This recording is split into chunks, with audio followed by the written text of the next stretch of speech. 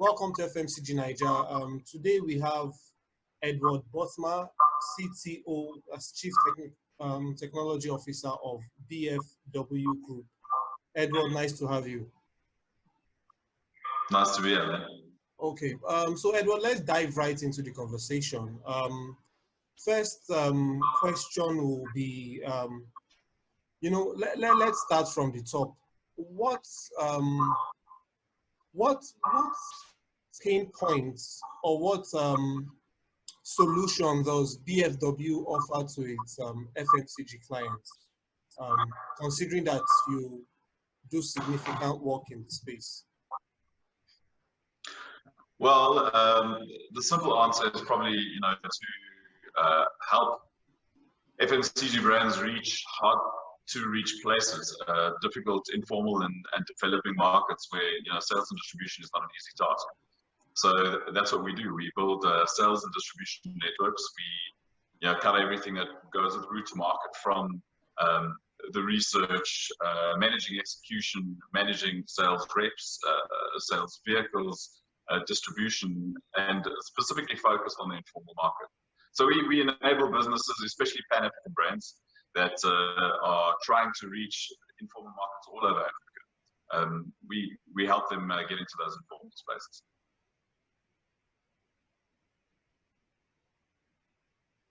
Oh, I lost your voice there. Hang on. Yes, I can hear you.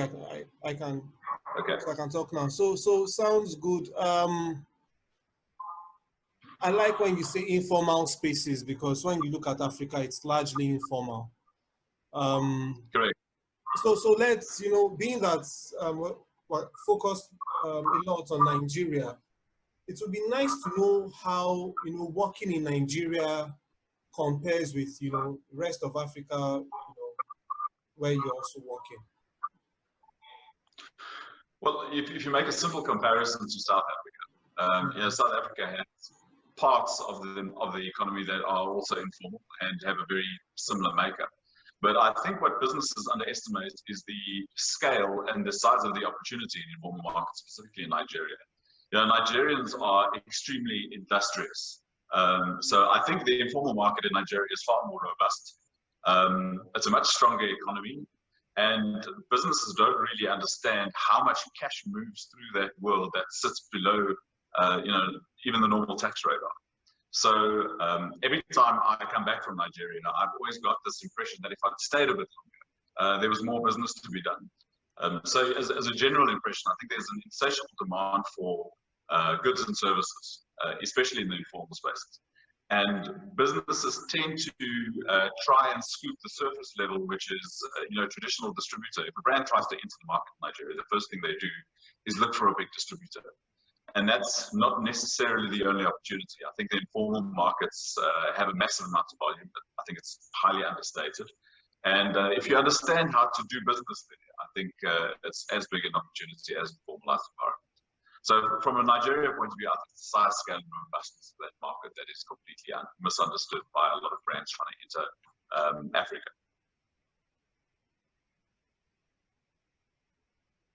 Great to know.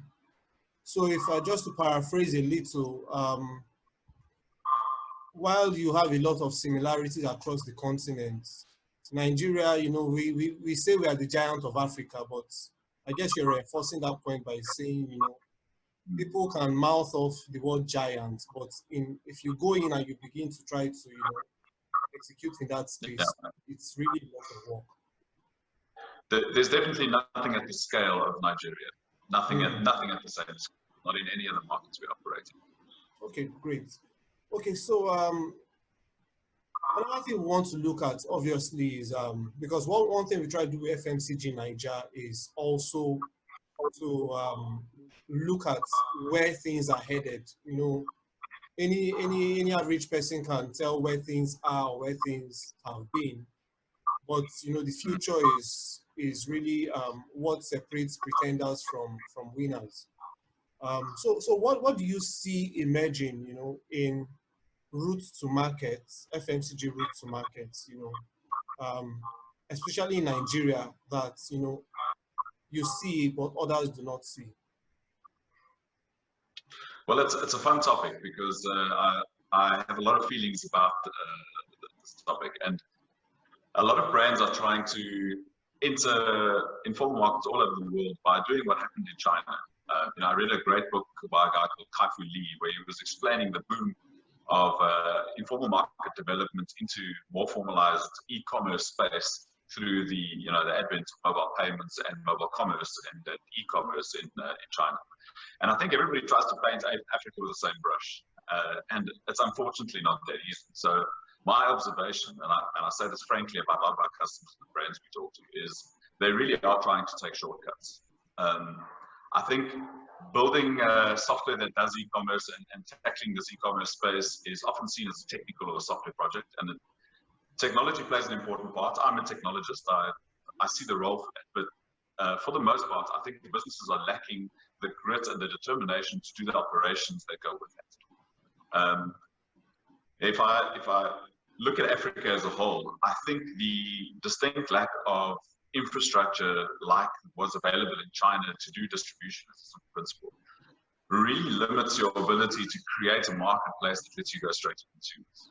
And I think some giants in the FMCG and e-commerce market very recently proved that the market isn't ready to keep its promise yet about e-commerce. So you tell consumers you can buy something online, you're going to get it the next day. That's really hard to do.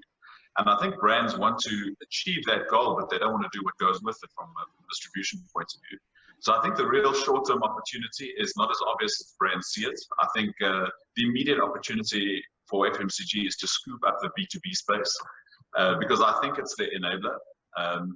In the rest of the world, you can go and you can build these distribution systems. I think in Africa, what we're going to need to do is incorporate the existing distribution that exists in the informal market for ways that they've solved the distribution problem around them. You're going to have to build that into your model. You're going to have to incorporate those guys in the way that you go to market, especially when you're doing last mile, when you're going into those developing spaces. So I think e-commerce is a big idea, is definitely a growth point for Africa. But I think the way businesses are going about it requires some mind shift. Consumers in Africa don't do things virally like they do in China or in the Western market. Things don't get adopted as easily. Africans are cautious, and they're cautious about the way they buy, and they're cautious about who they trust. And e-commerce needs to bridge a gap of trust before it's going to become successful. And part of that is the promise that delivery keeps when you buy something online. So I think brands that are hoping to kind of put a shop online and get customers to order things are in for a surprise. We see a lot of failure in commerce implementations in Africa because it's really difficult to distribute. So I think the brands that focus on distribution first, focus on incorporating the unstructured part of that distribution network at the bottom levels of the distribution chain, consider last mile distribution in the form of small vehicles, foot soldiers, and all those things. Those are the guys that are going to win, and they're going to be able to keep the promise that they're making online on mobile apps or over SMS about ordering, and are going to be able to actually achieve the mobile commerce goal or the e-commerce goal.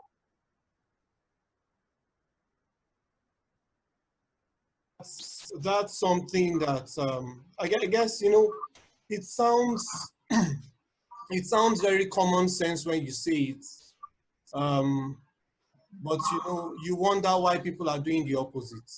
I guess part of the reason is people have seen old problems around poor road infrastructure and all the different bottlenecks that limit distribution, and then they feel, you know what, this is an old problem. Can we come up with a new solution that works in spite of that problem? But I guess what you're saying is that problem is going to be critical, and it can't be wished away.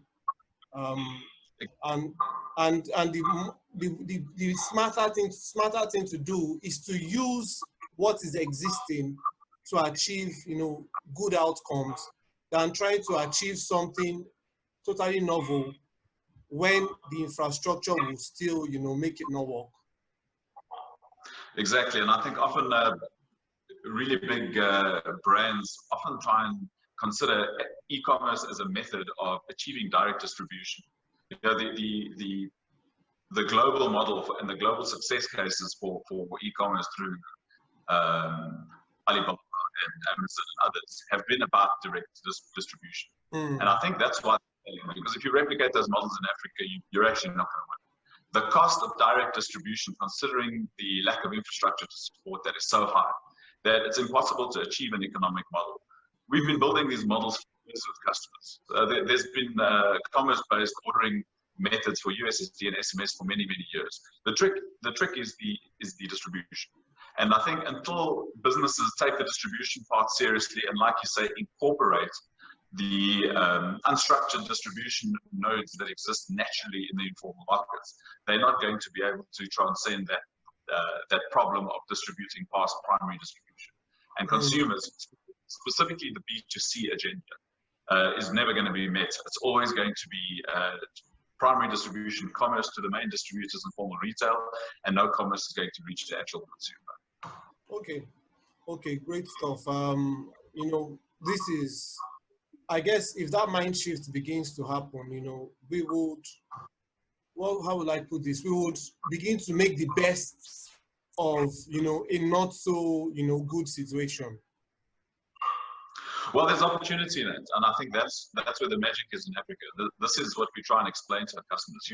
You have to take advantage of the fact that there are these robust informal environments, and the owners of small shops and the owners of wholesalers, distributors and stockists in those environments are really good at this. I think the investment to enable those businesses to participate as distribution nodes in a bigger distribution network, and then to aggregate those and syndicate those across many brands, I think that's a real opportunity. Businesses need to engage deeper with those guys. They need to include them, and by including them, I think they'll achieve a low-cost distribution network where you shift the money that you spend to gain presence in the market from billboards and television ads, and you move it into enabling stockists to have a real ability to solve distribution problems around them. And you have to incorporate them into your bigger distribution brand. And if you can do that sensibly, you don't try and over-engineer that, you can actually achieve a great level of distribution, and you can do it at a low cost.